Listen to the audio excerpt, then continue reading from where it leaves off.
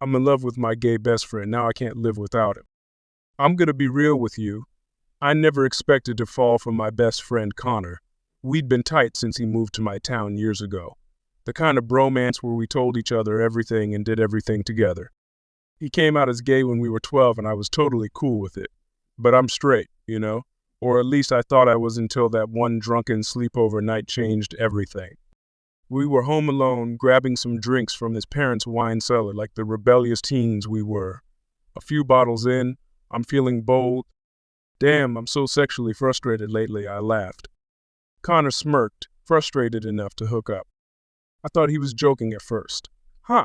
Maybe I would. The look in his eyes had made my heart skip a beat. Before I knew it, our lips were crashing together in this intense, mind-blowing kiss.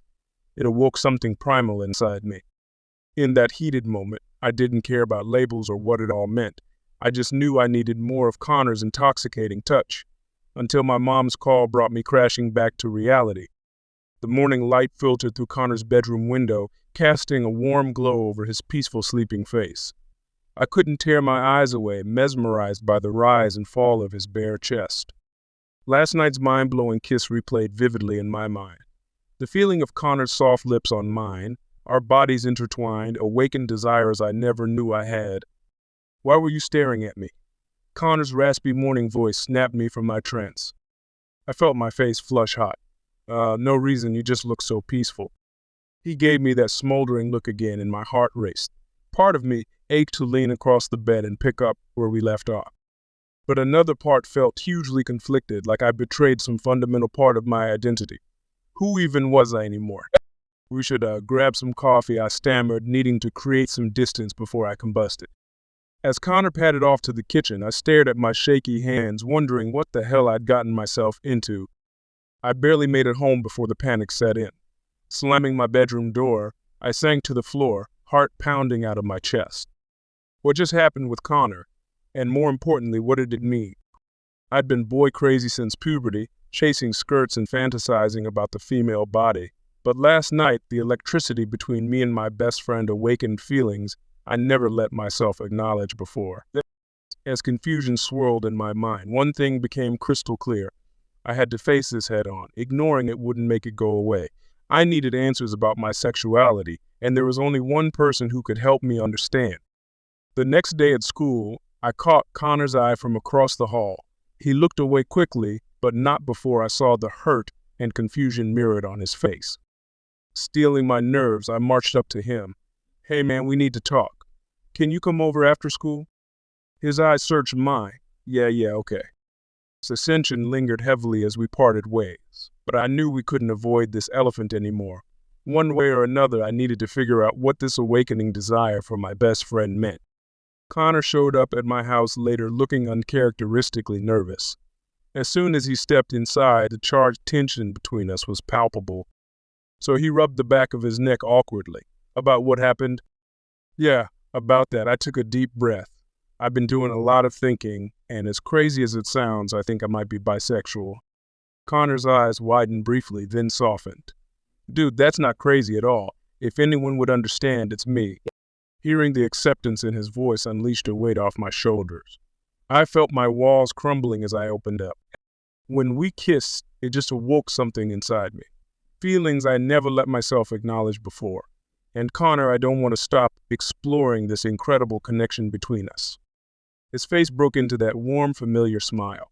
Then don't stop. I'm all in, if you are. Impulsively, I cupped his face and pulled him into a searing kiss. As our bodies melted together, I knew I finally found the missing piece of myself. When we finally parted, I gazed into his eyes. Be my boyfriend. The brilliant smile on his face said it all. Obviously, you dork. Connor and I existed in our own blissful bubble those first few weeks of our relationship. We went from best friends to inseparable lovebirds practically overnight. Holding his hand as we walked the halls, stealing kisses between classes, evenings tangled up in his bed. I never wanted this euphoric high to end. Connor made me feel so deliciously alive. But we knew we couldn't keep our newfound romance a secret forever. Eventually, we'd have to clue our families in about this seismic shift. And I had no idea how they'd take the news that their supposedly straight son was dating his male best friend. They're gonna hate me, I fretted to Connor one night as we cuddled on my bed. He stroked my hair soothingly. Or maybe they'll surprise you. My parents had a way harder time with me being gay than they likely will with you being bi and happy. I sighed heavily. I want to believe that, but you don't know my old-fashioned dad. Connor tilted my chin so I met his warm, reassuring gaze. Hey, I'll be right there with you when you tell them, okay? We've got this. Staring into his eyes, I found the courage to bite the bullet. Connor gave me the strength to stop hiding. The next evening, we broke the news to my parents over an awkward family dinner. My parents' reactions when we told them about us was, well, not great initially. This is just a phase, my dad sputtered, face reddening. You're confused, that's all. Mom stayed eerily silent, lips pursed like she'd eaten something sour. An awkward pall hung over the dining room. I felt Connor tense beside me, bracing himself. But I spoke up before he could. Dad, I'm not confused. For once in my life, everything finally makes sense. Connor understands me in a way no one else can. We love each other. I squeezed his hand tightly, drawing strength. This isn't just some fling or experimentation. Connor's the one for me. Mom's expression softened ever so slightly as she studied our intertwined hands. After a tense pause, she finally spoke up. This will take some getting used to, she said carefully, but we want you to be happy, honey. Dad remained stoically silent, his jaw clenched, but he didn't protest further that night. As Connor and I left, he leaned over and whispered, one down, one to go, they'll come around. I sure as hell hoped he was right, because losing my family over this blooming love wasn't an option. Connor's birthday was coming up, and I wanted to make it extra special for my amazing boyfriend. After my parents' icy reception to our relationship, he was the one giving me strength and courage. I owed him big time. Planning his surprise party was a total operation with his mom as my co-conspirator. We snuck around making arrangements, trying not to arouse Connor's suspicions. He's gonna absolutely love this, his mom gushed as we hung up the last of the decorations. My heart swelled seeing how supportive she was of us. Having at least one parent firmly in our corner meant everything. When the big night arrived, Connor's face just glowed seeing all his loved ones gathered. He actually teared up when unwrapping the spa vacation getaway from my parents. You shouldn't have just started. Voice catching. Of course we should have, Mom said warmly, squeezing his shoulder. You make our son so incredibly happy. In that moment, it finally hit me. We had my parents' full acceptance and blessing. As Connor's watery eyes met mine, overflowing with love and gratitude, I knew this was just the beginning for us. We sealed it with a passionate kiss, no longer caring who saw. This was our real life together starting now. The spa weekend was exactly the tranquil reprieve Connor and I desperately needed. As we checked into our couple suite, all the stresses from school and coming out melted away. Can you believe your parents got us this place? Connor said in awe, taking in the plush robes and rose petal-strewn bed. They're really going all out. I pulled him close, inhaling his intoxicating cologne. You deserve to be spoiled, babe, especially after everything we've been through lately. His eyes shone with so much love and contentment in that moment. As long as I have you, that's all I need. We sealed it with a passionate, unhurried kiss that quickly deepened. Our greedy hands roamed as clothes started hitting the floor. Later, as we laid spent entangled in the sheets, I traced idle patterns across Connor's toned chest. This whole weekend stretched ahead of us with no interruptions, just us cocooning in our own private oasis.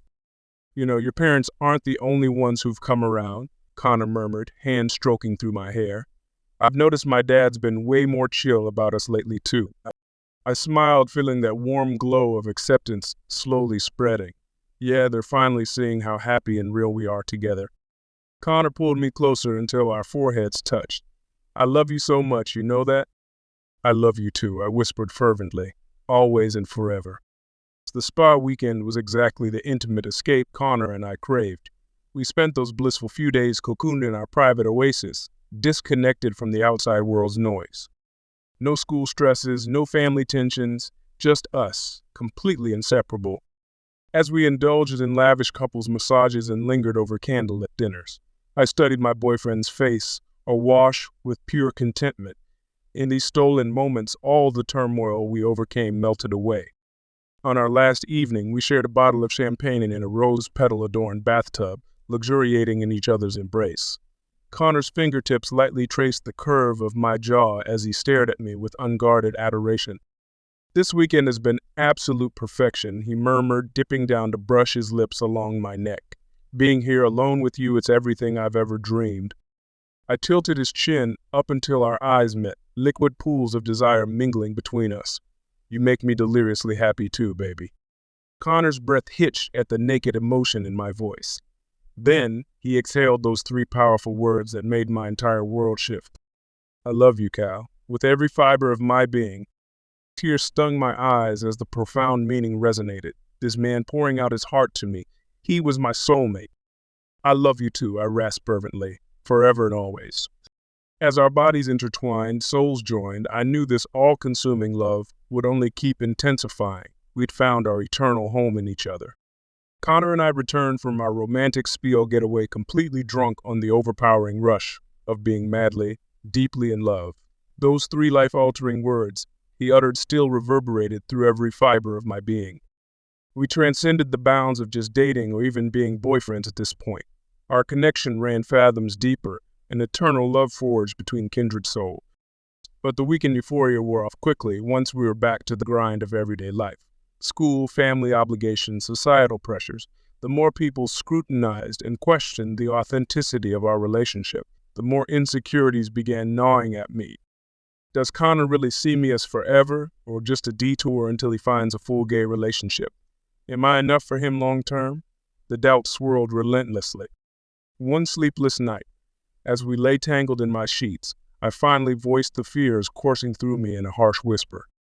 "Connor, do you ever worry I'm not enough? That this love of ours won't be enough eventually?" He immediately bolted upright, cupping my face as his eyes bored intensely into mine. "Calvin, you are my everything," he said with complete conviction. "My past, present, and future. I don't just love you, I'm inextricably in love with you. Flaws and all, you're it for me, the only person I'll ever want this way." The raw sincerity and passion in his voice penetrated the darkest depths of my swirling doubts. It crushed my lips to his, pouring every ounce of my love and certainty into that soul-searing kiss. When we finally parted, I knew without a shred of uncertainty that Connor was my forever, and I was his. And no one could ever change that cosmic truth. Those soul-bearing words from Connor's heart pierced through every last insecurity plaguing me. In that heated moment, tangled in the sheets we'd made love in countless times, I understood with complete clarity. This epic love was eternal. Connor was my endgame, my cosmic soulmate, and I was thoroughly, euphorically his. As our bodies reunited with searing passion, that cosmic certainty washed over me in waves. We moved together with a new urgency and intensity, sealing the vow our souls made to each other. In the hazy afterglow, I traced idle patterns across Connor's glistening skin. His eyes shone with that molten adoration I'd fallen hopelessly into. "I need you to know," I murmured intently. "You're it for me, baby. The one I'll choose over and over in any lifetime. Nothing will ever change that." Connor's brilliant smile was like the sun after a dark storm. "Then I'll keep making you that vow forever, Kyle. I'm yours always and completely." We sealed our eternal promise with a tender, lingering kiss. A quiet peace settled over us, the sort of profound contentment that only comes when two souls find their predestined home. From that pivotal night forward, any seeds of doubt dissipated. Our friends and family could question or judge our love all they wanted, but Connor and I understood the cosmic truth binding our hearts. This love transcended everything. Nothing could ever sever the eternal vow our souls made. We'd never be apart again in this life or any other. In the blissful aftermath of our soul-binding vows, Connor and I existed in a sort of love-struck trance those next few weeks. The world around us blurred into an abstract haze as we gravitated closer, moving fluidly between our separate orbits. Classes, hangouts with friends, family obligations, it all felt peripheral and unimportant compared to the all-consuming truth pulsing between us. Our souls had intertwined into one infinite, unbreakable loop of love. But eventually, the real world inevitably came knocking. We had to confront those messier, more complicated conversations that come with planning a future eternally intertwined. One lazy Sunday morning, lying sated and tangled in my sheets, Connor traced patterns across my chest as he broached the topic with uncharacteristic hesitance. But what do you see for us after graduation? Have you thought about, if we'll stay together? I stilled, spine tingling at the weighted question. Of course, the prospect of our great love facing the ultimate test loomed, but hearing it put so plainly still made my breath hitch. Turning, I cupped Connor's face and stared deep into those endless copper pools, hoping he could see the cosmic truth burning in my eyes.